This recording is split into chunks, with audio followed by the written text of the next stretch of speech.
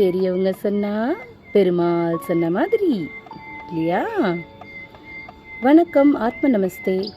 Welcome to this Janaki Aachi kolams channel. இந்த நாள் உங்களுக்கு இனிமையான நாளாக அமைய வாழ்த்துக்கள். ஜனாதிபதி ஆப்ரஹாம் லிங்கன் ஒரு நாள் தன்னோட கோச்சு வண்டியில தலைநகரான வாஷிங்டனுக்கு போயிட்டு இருக்கிறார். கோச்சு வண்டி ஒரு சாலையில போயிட்டு இருக்கு. அந்த சாலைக்கு ஒரு பக்கத்துல பயங்கரமான சதுப்பு நிலம். சதுப்பு நிலம்னா அது புதைகுழி, புதை மணல்ங்கிறோம்ல, அது மாதிரி. அந்த சதுப்பு நிலத்துல யாராவது மாட்டிக்கிட்டா அவ்வளவுதான், ஆளை கொஞ்சம் கொஞ்சமா உள்ள அமுக்கி விடும். தப்பிச்சு கரையேறது கஷ்டம். அப்படிப்பட்ட நிலம் அது. ஆப்ரஹாம் லிங்கன் ஏதோ ஒரு முக்கியமான அரசாங்க வேலையா போயிட்டு திரும்பி வந்துகிட்டு இருக்கிறார். அதனால அந்த சமயத்துல அவர் விலை உசந்த ஆடைகளை அணிஞ்சிருக்கிறார். அப்படி அவர் அந்த கோச்சு வண்டியில வந்துகிட்டு இருக்கிறாரு. அந்த சமயத்துல ஒரு காட்சி அவர் கண்ணுல போட்டுட்டு, என்ன தெரியுமா? ரோட்டுக்கு பக்கத்துல இருந்த சதுப்பு நிலத்துல ஒரு இளம் பன்றி குட்டி சிக்கிக்கிட்டு தவிச்சுக்கிட்டு இருக்குது. பரிதாபமா கத்திக்கிட்டு இருக்குது. அதை பார்த்தார் லிங்கன். அவருக்கு என்னும் மாதிரி ஆயிட்டுது. உடனே வண்டியை நிறுத்த சொன்னார். கீழே இறங்கினார். தன்னோட விலை உசந்த ஆடைகளை பத்தி லட்சியம் பண்ணவே இல்லை. தனக்கே ஆபத்து வரலாம்ங்கிறத பத்தியும் கவலைப்படல. தான் ஒரு குடியரசுத் தலைவருங்கிறத பத்தியும் அவர் நினைச்சு பார்க்கல. நேரம் அந்த சதுப்பு நிலம் பக்கமா போனாரு. அந்த சேத்துல இறங்கி பன்றிக்குட்டியை காப்பாத்தி கரைக்கு கொண்டுட்டு வந்து சேர்த்துட்டார். அதுக்கப்புறம் நிம்மதியா கோச்சு வண்டியில ஏறி வெள்ள மாளிகைக்கு வந்து சேர்ந்தார். ட்ரெஸ், உடம்பு பூரா சேரு சகதி. பாக்குறவங்களுக்கெல்லாம் ஆச்சரியமா போச்சு. அவங்களுக்கு ஒன்றும் புரியல. இவர் நேரா ட்ரெஸ்ஸு மாற்றிக்கிறதுக்காக போனார். கோச்சு வண்டி ஓட்டிகிட்டு வந்தவங்க கிட்ட போய் எல்லாரும் கேட்டாங்க, என்ன ஆச்சு அப்படின்னு. அவர் வர்ற வழியில் நடந்த விவரத்தை சொன்னார்.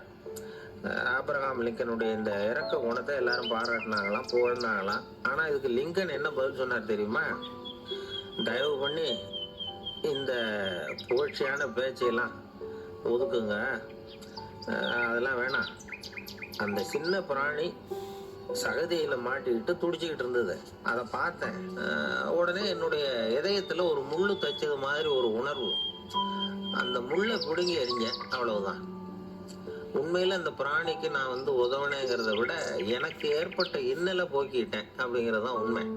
என்ன இருக்குது அப்படின்னு ஆப்ரஹாம் லிங்கன்.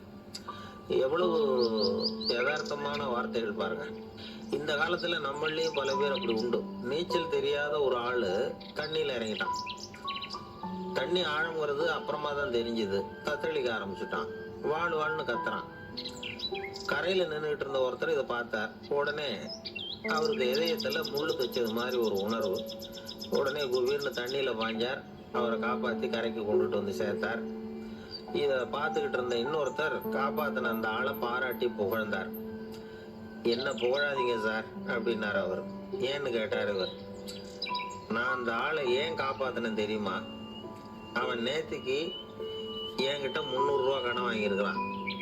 இவன் தண்ணியில போட்டான்னா நான் கொடுத்த கடனும் தண்ணியில போடும். அதனாலதான் உழுந்து காப்பாத்தினேன் அப்படின்னா அந்த ஆள். ஒருத்தர்